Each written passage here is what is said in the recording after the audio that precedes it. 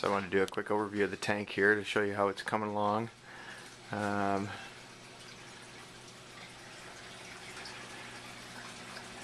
This is the highlight of the tank in my opinion, which is the Monty cap. Got some cabbage leather there. We did have a set of polyzoas that was in there, but the anemone has kind of taken over, so I moved it. The green digitata. Some of it looks like it's getting shaded, not coloring up very well. This, I can't remember what it's called. I saw this up at Saltwater Empire in Minneapolis, and a smaller version of this same one was over, I think it was $400. Some more cabbage. Obviously, the higher light means that's from the same colony. So more light means it extends out some polyps. And as I'm looking here, I do see cyano right there. There's a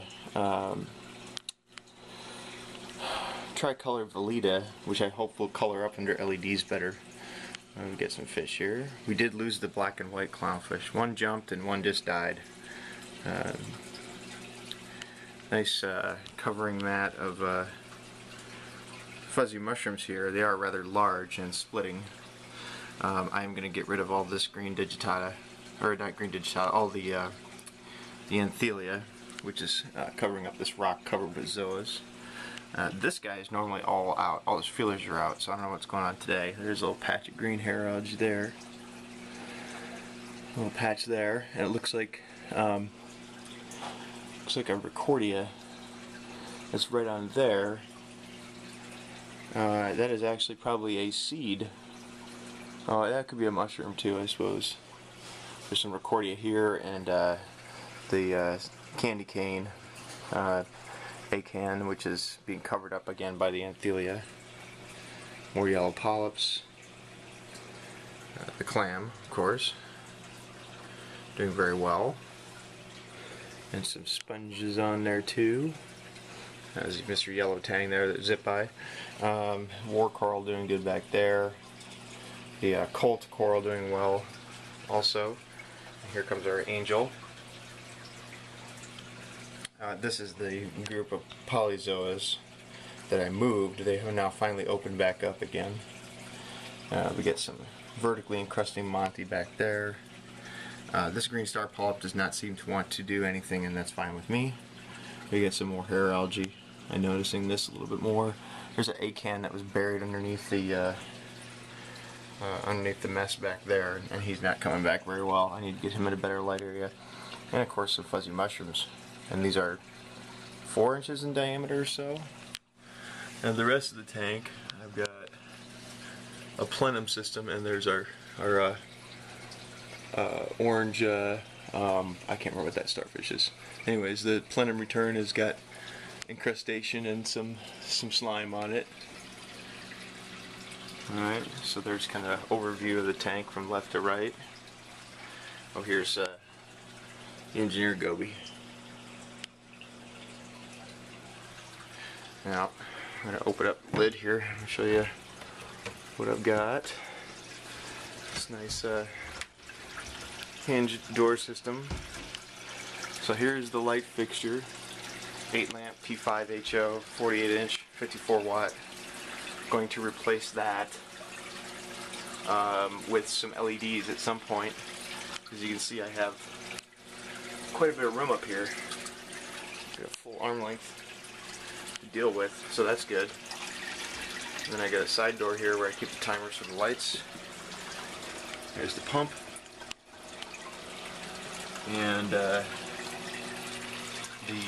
bean animal 3-pipe silent and fail-safe return for overflow system.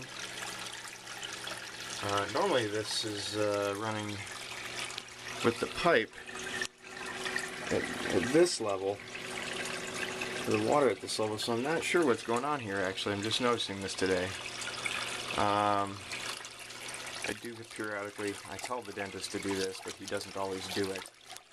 This is to protect the pipe from, or the system from pulling fish through.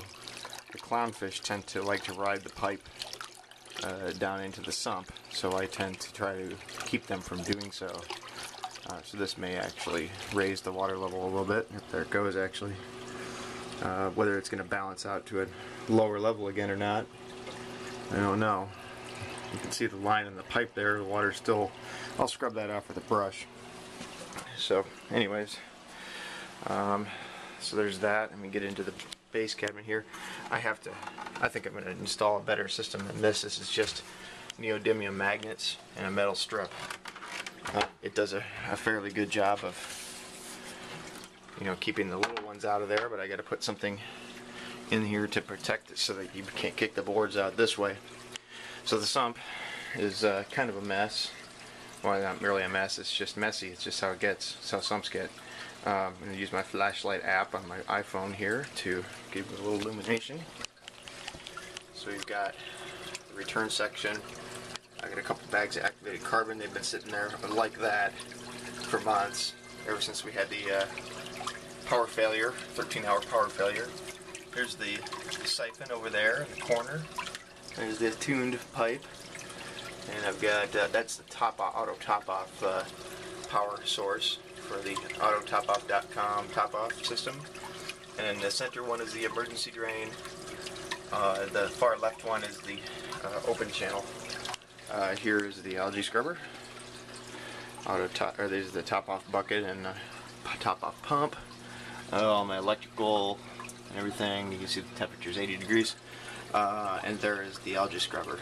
As it sits right now, I've taken the cover off, obviously, so I can service it. And I wanted to, let's see if I can, there we go.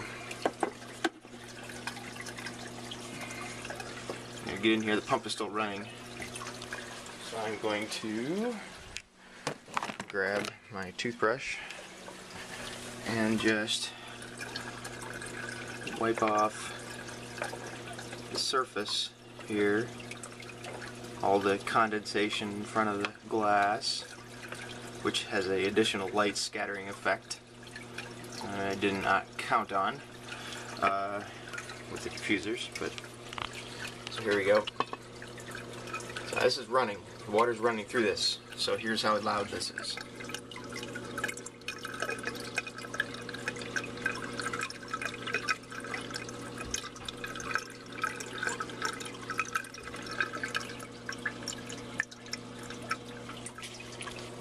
See the water running across the bottom panel,